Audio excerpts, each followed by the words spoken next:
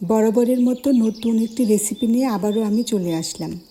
আজকে আমি যে রেসিপিটি দেখাবো সেটা হচ্ছে ইলিশ মাছের মাথা দিয়ে কচুর ডাঁটা ঘন্ট। এটা অবশ্য চিংড়ি মাছ দিয়েও করা যায়, আবার কোনো কিছু না দিয়েও করতে পারেন।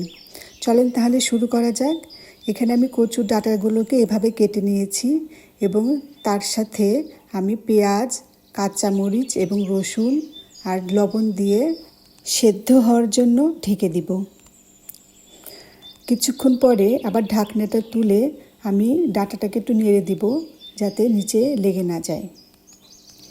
এইভাবে আমি বেশ কয়েকবার ঢেকে ডাঁটাগুলোকে সেদ্ধ করে নেব। খুব ভালো করে সেদ্ধ করে নিতে হবে, তবে এর মধ্যে আমি কিন্তু কোনো পানি অ্যাড করিনি। ডাঁটা থেকে যা পানি এসেছে সেই পানি দিয়েই আমি এই ডাঁটাগুলোকে সিদ্ধ করে নিয়েছি। এবার আমি একটি ফ্রাই প্যানে তেল দিয়ে ইলিশ মাছের মাথাগুলোকে ভেজে নিব।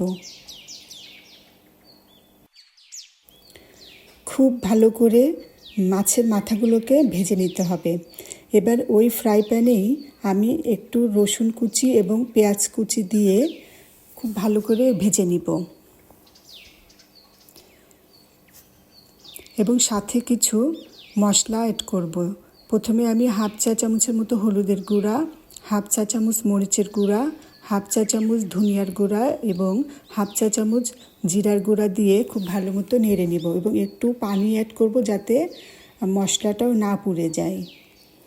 এবার হাফ চা চামচ আদা বাটা এবং হাফ চা চামচ রসুন বাটা দিয়ে মশলাটাকে এবং খুব ভালো মতো কষিয়ে নেব এবং সাথে স্বাদ মতো লবণ অ্যাড করে দেব।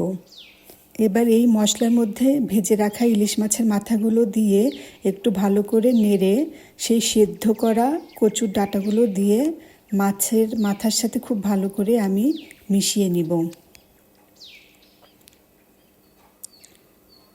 খুব ভালো করে মেশানো হয়ে গেলে আমি অন্যদিকে একটি ফ্রাই প্যানে যে মশলাটা দেখতে পাচ্ছেন এটা রাঁধুনি। এর মতো দেখতে আরেকটা মশলা আছে যেটাকে আজওয়ান বলে। আমি এখানে আজওয়ান নিয়েছি রাঁধুনি।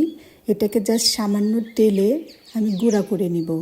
গুঁড়া করার পরে আমি এই ঘন্টটার উপর দিয়ে দিব এবং খুব ভালো করে মিশিয়ে নেব। এই মশলাটা ব্যবহার করলে এই ঘন্টটার স্বাদ আরও এক গুণ বেড়ে যায়, সেই জন্য এই মশলাটা দেওয়ার চেষ্টা করবেন। এবার সবশেষে আমি এক পিস লেবু চিপে দেব যাতে গলা না চুলকায়। বাস রেডি হয়ে গেল আমার ইলিশ মাছের মাথা দিয়ে কচুর ডাঁটা ঘন্ট। আমার রেসিপিটি যদি ভালো লেগে থাকে তাহলে লাইক, কমেন্ট, শেয়ার করে আমার পাশে থাকবেন। আসসালাম।